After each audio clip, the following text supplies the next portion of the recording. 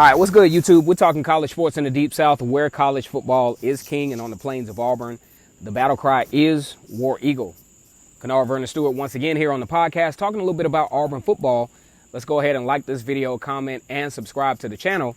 And remember, it's always great to be an Auburn Tiger, War Eagle. Now, this is more of a conversation starter, not a right or wrong situation. A little bit of analytical stuff here, but Bo Nix, has been chosen as a starting quarterback by Gus Malzahn, offensive staff, blah, blah, blah. Now, in the comment sections, not only on this particular YouTube channel, but even on Facebook and Twitter and all of these other things, I see the common denominator comments to where, folks say, well, it doesn't really matter because Gus Malzahn doesn't know how to develop quarterbacks. He can't develop quarterbacks. Now, I want to ask, can we really safely say that? I mean, do we really have tangible proof, or is that really a base thing to say, or is that just something that we're saying to justify why Gus Malzahn is not a good coach? Because when I look over his tenure at Auburn with the quarterbacks, they really weren't that bad. You talk about Chris Todd from 2009, had about over 2,000 yards, completed 60% of his passes. We all remember Cam Newton from 2010. He made his return back, struggled a little bit in 2011 as an offensive coordinator with what he had. But when I look at the years now, you look at, say, Nick Marshall from 2013. Wasn't that great as a passer in 2013, but actually progressed in 2014. And then 2015, of course, we know about the debacle with Jeremy Johnson and Sean White. That's the part that I really want to talk about. Sean White, in his first year as a quarterback, didn't really do too bad. I think Auburn lost a couple of games that they shouldn't have, like the game to Arkansas, even lost the game to Georgia that they shouldn't have. I would have to, look at film study to see whether it was Sean White's fault or not.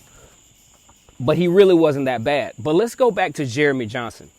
I think Gus Malzahn garnishes the harshest criticism of the development of Jeremy Johnson. A lot of folks even feel like, well, hey, if he would have gone to Alabama, or if he would have gone to, anywhere else, he would have been great. Okay. Now, I want to know, just in the comments, is this a situation where we're putting the full blame on the developer or the coach, and not taking any accountability, the player not taking any accountability for his own tenacity and his own level of development? That's what I see in Jeremy Johnson. I'm not giving Gus Malzahn a pass by no means, because you have to maximize, your ability as a coach to accentuate the best qualities of a player.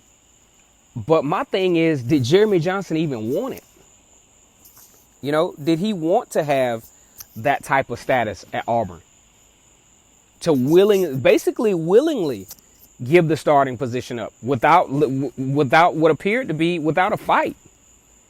So my question to you guys tonight is, are we putting too much responsibility on the coaching staff to develop players that might not have the desire to take their games to the next level? Look at Byron Coward. Auburn is not known for having bad defensive linemen, but he didn't thrive at Auburn. Why? I don't think he had the desire to. Definitely has the talent. Dude's playing in the NFL right now. So are we putting too much stock in coaches and their responsibility and not putting the responsibility on the kid? I think Sean White maximized his talent level at Auburn. I think he was, quote unquote, developed pretty well. In 2016, he was leading one of the hottest teams in America at Auburn, heading into the Georgia game, but he got hurt. But Sean White played very, very, very well during that stretch once they solidified him as the starting quarterback. And he was fundamentally sound. He made the right checkdowns. He was a very good quarterback, and we trusted him. During that time, no one was saying Gus Malzahn can't develop quarterbacks. You don't say Gus Malzahn can't develop quarterbacks until Auburn loses. Those are the areas the easy areas to blame, like the offensive line. You can just say, hey, the offensive line sucked. That's why Auburn sucked.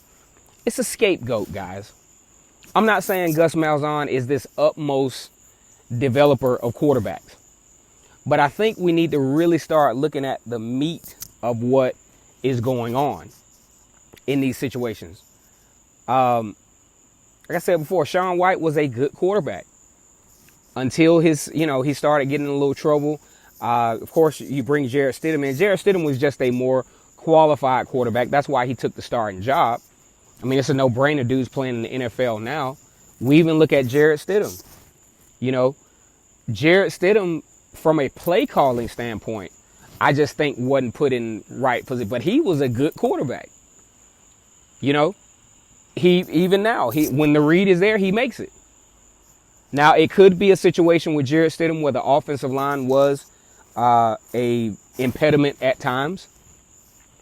But, that's a quarterback that has the pedigree of what a great quarterback can be. And he showed that. Now, systematically, it's a difference between not being able to develop quarterbacks and just not being a systematic fit. Because in 2018, between Gus Malzahn trying to figure what he wanted to do out and Chip Lindsey with his play calling, I mean, you could tell Jarrett Stidham was clearly frustrated because he was being asked to do something that's not within his skill set to do. That's not a matter of development. That's just a matter of poor planning and poor, approaches to execution. Because he can make most of the throws on the field. Especially in desirable situations, Jarrett Stidham was a very, very sound quarterback. So I just want us to be careful. I'm not here defending Gus, but I want us, these comments just really are unnerving at times when we say things like a head coach who's not necessarily responsible for the development of quarterbacks. He has a quarterback coach and an offensive coordinator. Maybe he in the past has made the wrong choices as far as who his offensive coordinator and quarterbacks coach is going to be, which is why he probably was like, hey, screw this. I'm going to go with a Kenny Dillingham. He develops the quarterbacks and, help on that end. And I'll just call the plays. And it's something that I'm good at. I've never seen or heard of Gus ever profess to be a developer of quarterbacks. So that's just I just want to throw that out there. Is that too loose of a statement when we say Gus Malzahn can't develop quarterbacks? Are we being lazy on that? Are we really truly analyzing it for what it really is? The fact that in the past, Gus Malzahn just has not recruited the right quarterbacks for his system. Jeremy Johnson, truly not a fit. He didn't want to run the ball. Gus Malzahn needs quarterbacks that at least have the ability to run the football. Jeremy Johnson did not want to do it. Shaun White actually did and made some good plays in the zone read. Jarrett Stidham, clearly not a dual threat quarterback. So let's look at it, guys. Is it Gus Malzahn can't develop quarterbacks, or is it he can't recruit for the quarterback that he really needs? And maybe, just maybe, between Bo Nix and Joey Gatewood, he might have finally got it right. Once again, it's Kennard Vernon Stewart here for the podcast. Just a conversation starter. Go ahead and leave your comments, like this video, and also subscribe to the channel. As always, it's great to be an Auburn Tiger, War Eagle.